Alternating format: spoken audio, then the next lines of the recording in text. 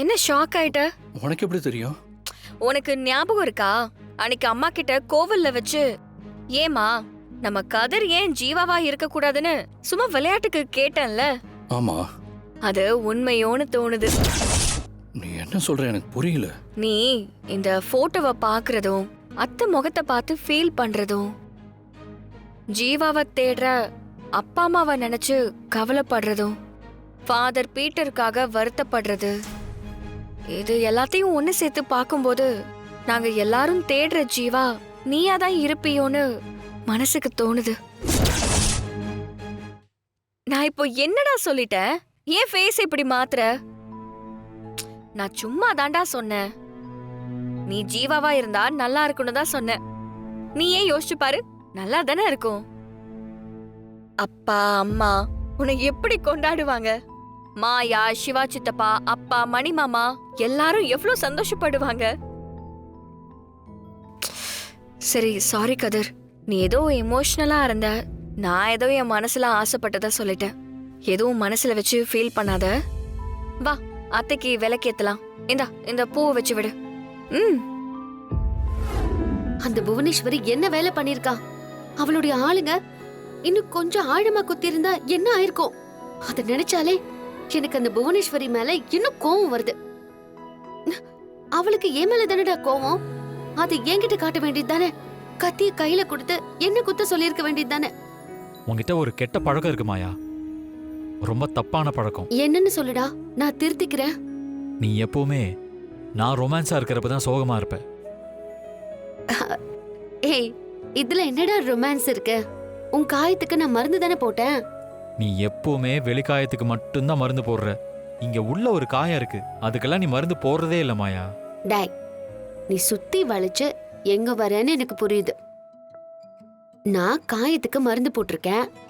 அத பத்தி கொஞ்சம் கூட யோசிக்காம உனக்கு ரொமான்ஸ் தான் முக்கியமா? என் இதயத்துல கத்தி வச்சு குத்துனா கூட எனக்கு ரொமான்ஸ் தான் முக்கியம். டேய், நாம ரொமான்ஸ் பண்ற டைம் இது இல்ல.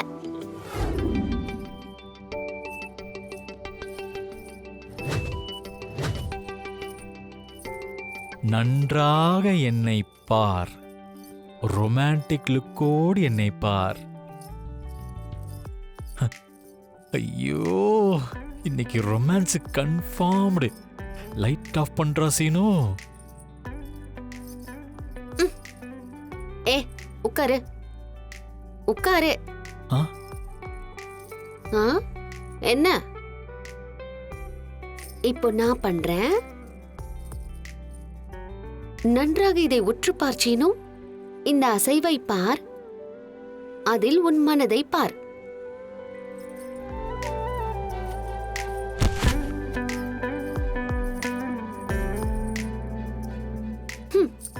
மயங்கிட்டான். சீனு என் அடிமையே. இனி நமக்குள்ள எந்த ரொமான்ஸும் ஒரு வருஷத்துக்கு கிடையாது. கிடையவே கிடையாது, அறவே கிடையாது. ஏ மாயா, என்ன ஆச்சு? என்ன என்னடி இப்படி சொல்லிட்ட? சீனு, நீ மயங்கி தானே இருந்த. நான் சொன்னது கேட்டுச்சா? நல்லாவே கேட்டுச்சு. நான் உண்மையை சொல்றேன் மாயா, இது மெஸ்மரைசிங் எல்லாம் இல்ல. சும்மா உன்னை ஏதாவது சொல்லி கன்வின்ஸ் பண்ணிடலான்னு பார்த்தேன். ஏன்டா போய் சொன்ன? ஒரு ரொமான்ஸ் காட்சிக்காக 1000 போய் சொல்லலான்னு சொல்லியிருக்காங்க. நான் ஒன்னே ஒன்று தானே சொல்லியிருக்கேன். மாயா, ரொமான்டிக்கா என்ன பாரேன், அப்படியே ரொமான்டிக்கா பார்த்து சிரியேன். என்ன நீ பார்க்க, உன்னை நான் பார்க்க, அப்புறம் நீ என்ன பார்க்க, நான் உன்னை பார்க்க, அப்புறம் இரு இரு இரு இரு, பேசாம படுறா. அட போடா. ஏய் படு. சார், பில் போட்டாச்சு சார். கரெக்டா தானே போட்டிருக்கு? கரெக்டா போட்டேன் சார். கொடுங்க சார். எங்க ஒட்டுமொத்த குடும்பமும் ஒரே இடத்துல சாப்பிட்டு எல்லாரும் மனநிறைவோடு வீட்டுக்கு போறது இதுதான்ப்பா முதல் தடவை. ஆமா, இந்த கூட்டு குடும்ப ஆஃபர் ஐடியா யாரோடது? இவரோடது. அப்படி இல்ல, இவளோடது தான். இவங்க 2 பேரும் சேர்ந்து டிஸ்கஸ் பண்ணி செஞ்சாங்க. Very good. நீங்க ஒரு நல்ல குடும்பத்து பசங்களா இருப்பீங்கன்னு நினைக்கிறேன்.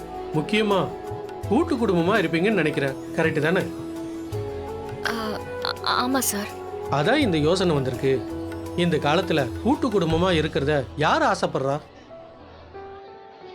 ஒவ்வொரு வீட்டில் 3 விதமா சமையல் நடக்குது.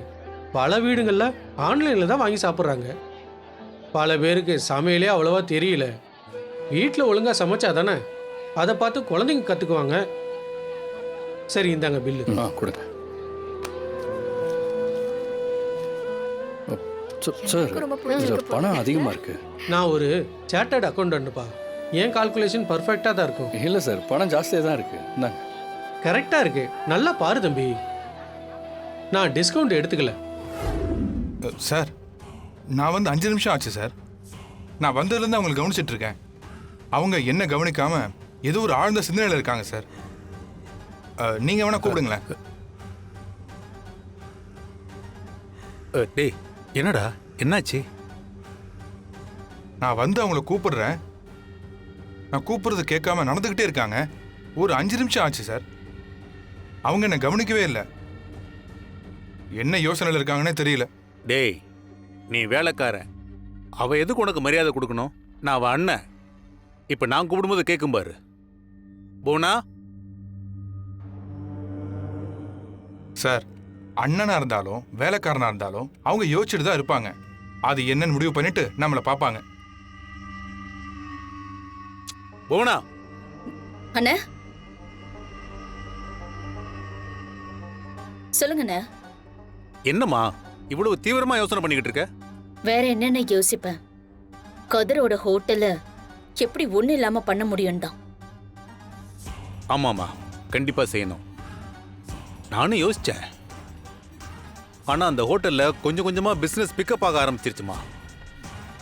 நான் போற வர இடத்துல எல்லாம் 2-3 பேர் அந்த ஹோட்டல்ல சாப்பாடு நல்லா இருக்கு அப்படி இப்படின்னு பேசிக்கிறாங்க. அதுவும் இப்போ அந்த கூட்டு குடும்பம்னு ஆஃபர் ஒண்ணு போட்டு வச்சிருக்கானே, அதுல வீட்டுல கிடக்கிற கழடு கட்டையெல்லாம் அள்ளிக்கிட்டு சாப்பிட வந்துடுறாங்க. இதுல 10 லட்ச ரூபாய் பணம் இருக்கு. ஆளுக்கு 5 லட்சம். 10 லட்சமா? இந்த வேலையை கச்சிதமா முடிங்க. உங்களுக்கு நான் இன்னும் பணம் தரேன். நீங்க எதிர்பார்க்காத அளவுக்கு நான் பணம் தரேன். எங்ககிட்ட விஷயத்த சொல்லிட்டீங்கல்ல, காரியத்தை எப்படி கச்சிதமா முடிக்கணும்னு மட்டும் பாருங்க. இந்த பிளான் மிஸ்ஸே ஆகாது. நாங்க வரோம் மேடம். ம்.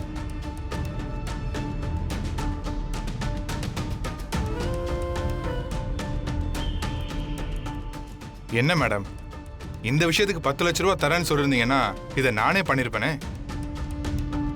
வாசு, இந்த விஷயத்தோட விபரீதம் தெரியாம நீ பேசாத. இந்த விஷயத்துல எல்லாம் நீ மாட்டின தாங்க மாட்ட. ஏற்கனவே உனக்கு கிரிமினல் ரெக்கார்ட் இருக்கு. பேசாம இரு. ஏமா, 10 லட்ச ரூபாங்கிறது கொஞ்சம் அதிகமா தெரியுதுமா.